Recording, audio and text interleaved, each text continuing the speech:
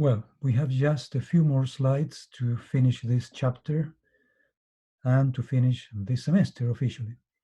So section 17.8, it deals with the method of protection and deprotection of alcohols. And you can perform that for the purpose of performing a Grignard reaction. Let's say that you have a compound like this one here, where apart from the halide, you have also an alcohol present in the molecule. So that will be a real inconvenience, because when you attempt to prepare the Grignard portion here, you need to keep in mind that this carbon atom here, it has a very, very strong delta minus. So much true that sometimes we write down that carbon as being a carbon ion. So what will be the pKa value associated with the conjugate acid associated with that carbon ion? So it will be like this, right? You will have OH, and so the pKa value associated with that carbon ion, with the conjugate acid of that carbon ion, will be approximately over 50. Will be like 50.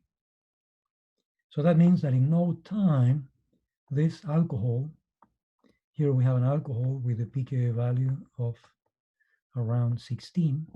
So in no time, this proton will be transferred to the carbon ion that we have in the other end of the molecule. And when you do that, what will be the product? So the product will be the alkoxide in this end, and then in the other end you will have CH3, and that will be the end of the game. So you, on the paper, you intended to prepare a Grignard reagent, but in reality, what you got was just a destruction of the alkyl halide that ended up transformed into an alkoxide. So what can you do in order to perform a reaction of this sort? Well, there is a method that allows you to protect the alcohol. And for that method, you need to use an amine, an alkylamine, like a triethylamine. Triethylamine will help you to remove that proton from the alcohol, and at the same time, the pair of electrons of the oxygen-hydrogen bond will attack the silicon atom of this reagent, the chlorotrimethylsilane. Chlorotrimethylsilane. In essence, this is an SN2 reaction, right? And so we are having the oxygen of the alcohol is attacking from the backside the silicon and displacing the chlorine. So the product you get after this SN2 reaction, you form what we call a trimethylsilyl ether. Trimethylsilyl ether. Sometimes, in a colloquial way, they will write down this as an ROTMS,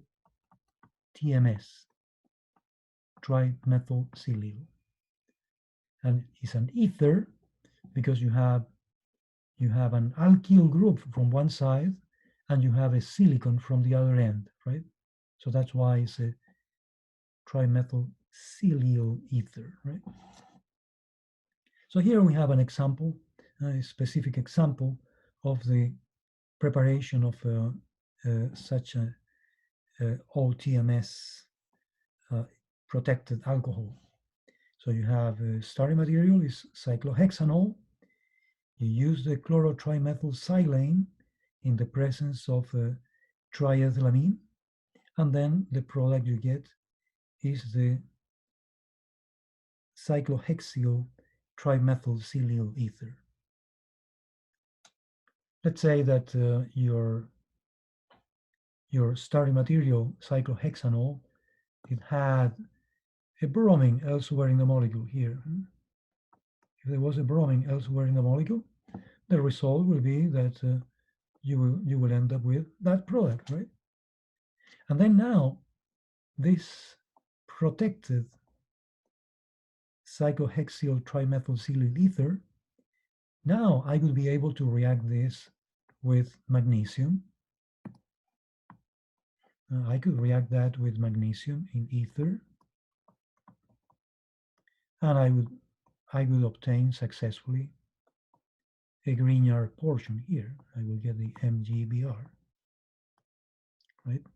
And there I will have the OTMS. So that will be a clever way to overcome the problem of the acidity of the alcohol. So let's see now that in a synthetic sequence that will allow you to perform a Grignard reaction afterwards. So here we have a compound that contains an alcohol in one end and a bromide in the other end. So there will be preparation of the Grignard with that. Preparation of the Grignard will be a no-no.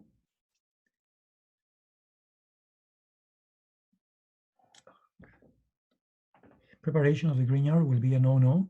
So we proceed to protect the alcohol by using the reagent that we referred to before in the presence of a triethylamine.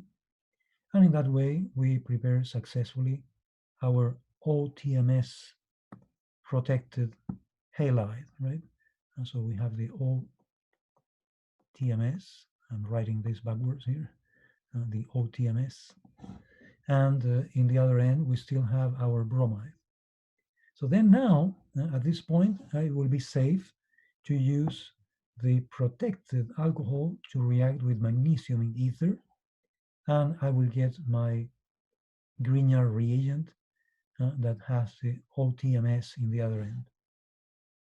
Then, and only then, once I have the protected alcohol, then I can perform the actual Grignard reaction by reacting the Grignard portion with an aldehyde like acetaldehyde, step number 1, the carbonyl compound, step number 2, H3O+. And in that way, we end up successfully preparing this secondary alcohol. And then once you have your secondary alcohol, then you can proceed to deprotect the OTMS, and you can go back to the alcohol by performing a mild hydrolysis using a H3O+. You might think you have H3O+ here, and then you have H3O+ here again. Well, this one here, the first one, is a rather mild acidic conditions. The second one, it will require a full equivalent of acid in order to remove the OTMS. So that's the way you can perform the protection and deprotection.